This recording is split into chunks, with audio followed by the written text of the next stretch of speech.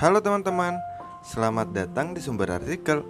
Jangan lupa tekan tombol subscribe dan aktifkan lonceng notifikasinya ya, agar apabila channel ini mengupload episode terbaru, kalian tidak akan ketinggalan. Selamat mendengarkan. Wanita miskin bertemu Presidir Tanpan di episode 31. Bagaimana perkembanganmu mendekati cucu milik grup Cakra? Tanya Kania. Ia masih sibuk dengan tabel di tangannya yang sedang melihat barang-barang yang bermerek yang baru saja rilis. Dia sudah menikah, dan aku tidak dapat menyentuhnya sama sekali, Mi. Andreas dan istrinya bahkan mengolokku jika aku lebih pantas menjadi istri muda kakek Darwis, jawab Tiffany. Dia sangat frustasi karena ibunya Kania selalu menekannya untuk mendekati Andreas. Kania menghela napas. Tiffany sangat bodoh dalam hal menggoda pria, sama bodohnya dengan dirinya, hingga pria yang dicintainya dulu akhirnya jatuh cinta pada ibunya Jenny. Jenny, ini sudah hampir 2 minggu sejak kedatangan Jenny ke kediamannya. Ia tidak pernah menunjukkan dirinya. Mungkin dia sudah mati sekarang menjadi gelandangan. Kania tersenyum. Ia sangat gusar ketika Jenny tiba-tiba saja muncul kembali setelah ia mengirimnya ke Kalimantan 6 tahun yang lalu. Ini sudah 6 tahun dan kasus kebakaran dan pemalsuan kematian Jenny dan Jayden sudah ditutup. Jadi ia tidak perlu cemas lagi. Dan tentunya tentang kasus kematian kedua orang tua Jenny dan Jayden juga tertutup dengan rapat. Jika Jenny mengugatnya, ia tidak akan memiliki apapun karena ia tidak memberikan sedikit pun harta pada Jenny saat menyuruhnya pergi meninggalkan Jakarta.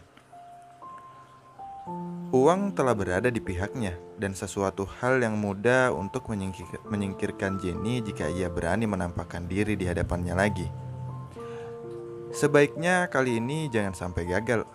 Mami tidak ingin biaya perawatan kecantikanmu yang mahal menjadi sia-sia karena tidak mampu menaklukkan Andreas.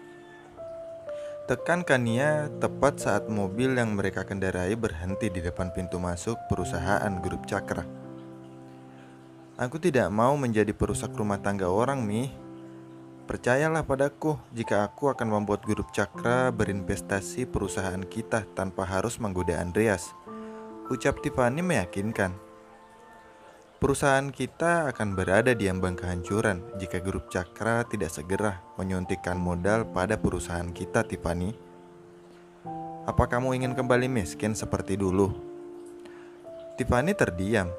Ia tidak ingin menjadi gadis lusuh dan miskin lagi seperti 6 tahun yang lalu. Namun ibunya Kania tidak pandai mengelola perusahaan hingga grup Wings memiliki banyak hutang saat ini. Tapi menggoda pria yang sudah beristri sungguh melukai harga dirinya. Apa yang kamu lamunkan? Ayo kita turun, pakai Kania tidak sabar. Tiffany akhirnya turun dari mobilnya dan diikuti dengan Kania. Jangan lupa, taklukkan grup Cakra dan pemiliknya, bisik Kania tepat sebelum memasuki pintu masuk. Tiffany yang enggan hanya dapat mengangguk pelan karena tidak dapat menentang kehendak ibunya. Mata Jenny memerah. Seketika jantungnya seakan berhenti berdetak. Dua wanita yang baru saja memasuki perusahaan adalah Kania dan Tiffany. Kania, wanita yang tidak akan pernah ia lupakan seumur hidupnya. Mereka berjalan bagai ratu dengan kepala terangkat seakan dosa tidak mampu menyentuhnya. Hati Jenny terbakar. Rasa sakit menjalar ke seluruh tubuhnya hingga hasratnya tidak lagi terbendung untuk memaki wanita yang kini sudah menghilang dari pandangannya itu. Dulu ia hanya seorang gadis bodoh, tapi saat ini Jenny tidak akan membiarkan mereka menari di atas lukanya lagi. Tanpa membuang waktu, Jenny berlari keluar dari ruangan Andreas. Ia menuruni lift dan berlari mencari sosok yang sangat ia bencinya itu. Air matanya hampir menetes karena rasa sakit yang sudah tidak terbendung lagi. Tapi di mana mereka? Jenny tidak dapat menemukannya. Jadi ia membuka pandangannya ke segala arah sampai ia melihat kedua wanita itu terlihat sedang menaiki eskalator. Nafasnya yang terasa sesak tidak menghentikan langkah Jenny untuk terus berlari mengejar Kania. Tapi belum sampai Jenny mendekati mereka, Kania dan Tiffany telah berpisah jalan. Untuk sejenak Jenny terdiam. Siapa yang harus ia kejar? Hingga akhirnya Jenny memutuskan untuk mengejar langkah Kania. Kania terlihat memasuki sebuah ruangan kini, dan Jenny hendak memasuki ruangan itu juga. Tapi melihat dari kaca yang transparan, ia melihat Darwis menyambut Kania dengan senyum mengembang dan membawanya memasuki ruangan yang tidak dapat Jenny lihat kini karena sangat tertutup. Jenny mengatur nafasnya. Ia mengepalkan tangannya menahan semua amarah dalam hatinya dan menunggu. Tidak lama kemudian, Kania akhirnya keluar dari ruangan Darwis. Samar-samar Jenny dapat mendengar perbicaraan Kania dan Darwis yang sedang berjabat tangan kini. Aku akan membantumu, tapi semua keputusan ada di tangan Andreas. Apa yang wanita itu rencanakan? Apa ia masih menginginkan putrinya untuk menikahi Andreas? Hati Jenny semakin panas. Tidak cukupkah ia merebut hartanya dan sekarang ia ingin merebut suamiku juga? Akhirnya Kania keluar dari ruangan itu. Jenny segera bersembunyi, tapi setelah Kania melangkah beberapa langkah, akhirnya Jenny kembali mengikutinya sampai di sebuah lorong sepi dan yang terdengar hanya suara hentakan sepatu hak Kania dan Jenny. Kania menyadari jika ada yang mengikutinya karena saat ia menghentikan langkahnya, suara langkah kakinya itu berhenti. Dengan menahan nafasnya, Kania memberanikan diri membalikkan badannya. Lama tidak bertemu, merindukanku. Kania mundur satu langkah. Ia mendadak menjadi lemas karena tidak percaya dengan apa yang ia lihatnya saat ini. Jenny tersenyum. Ia melangkah lebih dekat lagi kini.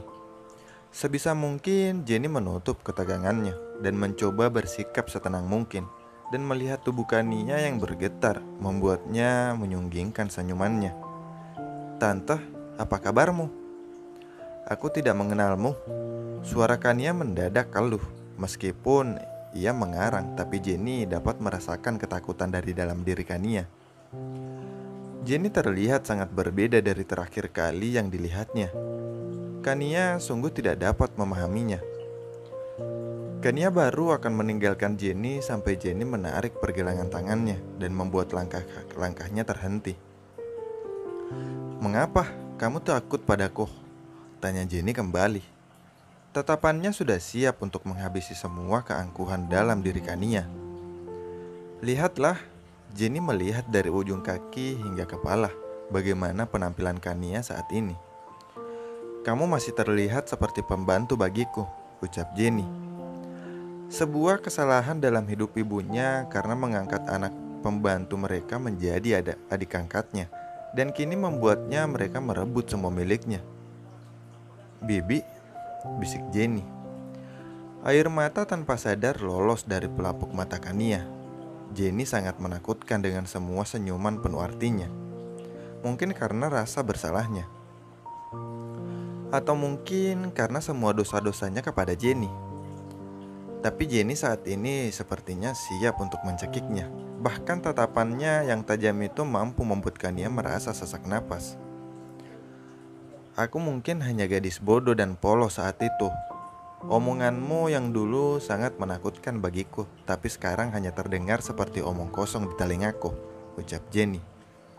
Ia terus melangkah mendesak Kania yang hanya bisa berusaha melangkah mundur. Menggelapkan uang perusahaan. Siapa bicara siapa pada saat itu? Apa kamu membicarakan dirimu sendiri? Jantung Kania seakan berhenti berdetak. Jenny menembaknya tepat pada dosa masa lalunya yang selama ini disimpan rapat olehnya. Malam itu, ia baru saja ketahuan menggelapkan uang perusahaan oleh ibunya Jenny. Jadi dia merencanakan pembunuhan orang tua Jenny dengan membuatnya seolah-olah sebuah kecelakaan. Sayangnya ayah Jenny harus ikut meninggal saat itu. Padahal Kania hanya berencana membunuh ibunya Jenny saja karena ia mencintai ayah Jenny sejak lama. Jenny kembali tersenyum. dan menyentuh dagu Kania dengan jarinya. Tegakkanlah kepalamu selagi bisa, karena aku akan segera membuatmu mencium kakiku. Ucap Jenny nyaris berbisik, tapi suara bisikan Jenny terdengar seperti selimut yang menyelimuti Kania dengan ketakutan. Jenny kemudian memalingkan pandangannya. Menatap Kania sedekat ini membuatnya menjadi mual. Lakukanlah apapun, Jenny. Mereka sudah menganggapmu telah mati. Kania memberanikan diri bersuara kini saat Jenny sudah sedikit menjauh, membuat Jenny kembali mendekat kini. Aku telah mati. Uang telah berada di pihakku sekarang. Kamu tidak akan bisa menyentuhku, ucap Kania kembali. Jenny tertawa kini. Tawanya terdengar menakutkan, membuat Kania kembali terdiam. Jenny kemudian menyentuh tangan Kania dan memainkan cincin-cincin yang melingkar indah pada jarinya. Bukankah ini milik ibuku? Kania mengkerut. Cincin bermata merah rubi itu memang milik mendiang ibunya Jenny, yang selalu dikenakannya semasa hidupnya. Lepaskanlah sebelum aku membuat jarimu ikut terlepas bersamanya. Dengan mata memerah dan tubuh bergetar, Kania segera melepaskan cincin itu di jarinya dan memberikannya kepada Jenny.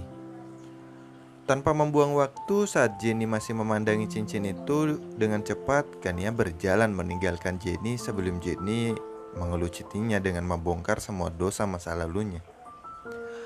Jenny menghela napas lega, air matanya menetes kini. Benar kata Kania, ia tidak memiliki apapun.